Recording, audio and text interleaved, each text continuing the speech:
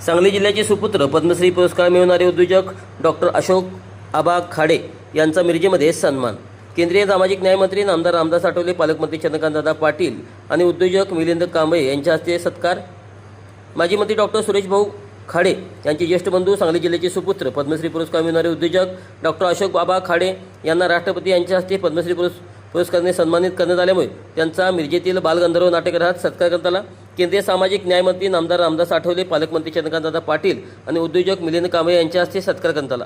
यावेळी खासदार विशाल पाटील, माजी मंत्री आमदार सुरेश भाऊ खाडे, आई तानुबाई खाडे, जनस्वराज्य पक्षाचे प्रदेशाध्यक्ष समित कदम, आमदार सुधीर गाडगे, आमदार सुहास बाबर, माजी खासदार संजय काका पाटील, महापौर धीरज सूर्यवंशी, मकरंद देशपांडे, सुमनताई खाडे, पृथ्वीराज पाटील, दीपक बाबा शिंदे यांच्यासह अनेक मान्यवर, नगरसेवक, जिल्हा परिषद सदस्य, भाजपा पदाधिकारी उपस्थित होते. यावेळी बोलताना केंद्रीय मंत्री रामदास आठवले यांनी आपल्या शैलीत अभिनंदन केले.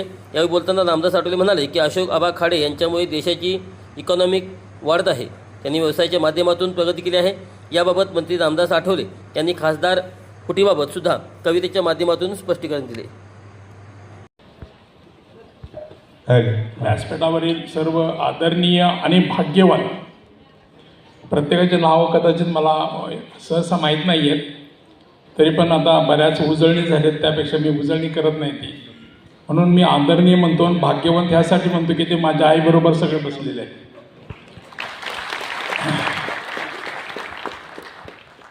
खरं म्हणजे भाषण करण्यासारखं काहीच नाही आहे, फक्त दादांची इच्छा पूर्ण व्हावी. त्यावेळेला मी दास काय याचा शोध घ्यायला होतो. दास म्हणजे दत्ता अण्णा, म्हणजे डी म्हणजे दत्ता अण्णा, ए म्हणजे अशोकाबा आणि एस म्हणजे सुरेश खाडे, अशा 3 भावांच्या नावातून निर्माण झालेली ही कंपनी आता केवळ देशातच नाही तर संपूर्ण जगात कारोबार करायला लागली. आणि त्याचं प्रामुख्याने काम पण आहे, कारण जरी दत्ता अण्णा जिवंत नसले तरी त्यांचा सहभाग मर्यादित होता. आशीर्वाद, शुभेच्छा.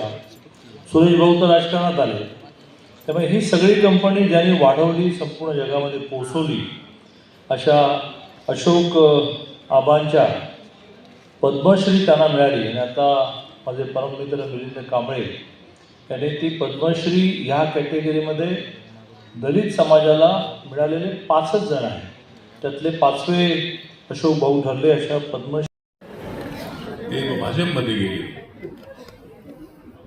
कारण सध्या भाजपचा दरारा साऱ्या देशामध्ये आहे. नरेंद्र मोदींचा करारा अशा पद्धतीचा स्वभाव, अमित शहा यांची पक्षावर असणारी मोठी पकड आणि नरेंद्र मोदींना असलेली या पट्ट्याची साथ, म्हणजे माझी नरेंद्र मोदीजींना आहे मजबूत साथ, मग का होणार नाही मजबूत त्यांचा हात.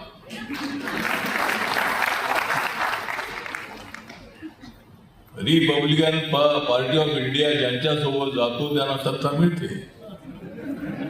पण आम्हाला काय मिळत नाही. मला एकट्याला मिळतंय.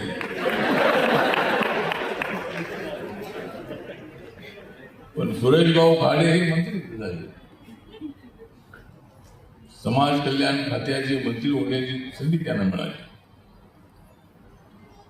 मी सुद्धा माननीय शरद पवार साहेबांच्या मंत्रिमंडळामध्ये समाज कल्याण खात्याचा, ट्रान्सपोर्ट खात्याचा, रोजगार हमी खात्याचा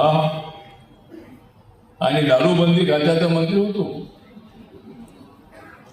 मी पवार साहेबांना सांगितले होते मला दारूबंदी खाता नको, का नको तर दारू बंदच होत नाही तर त्या खात्याचा काय उपयोग आहे.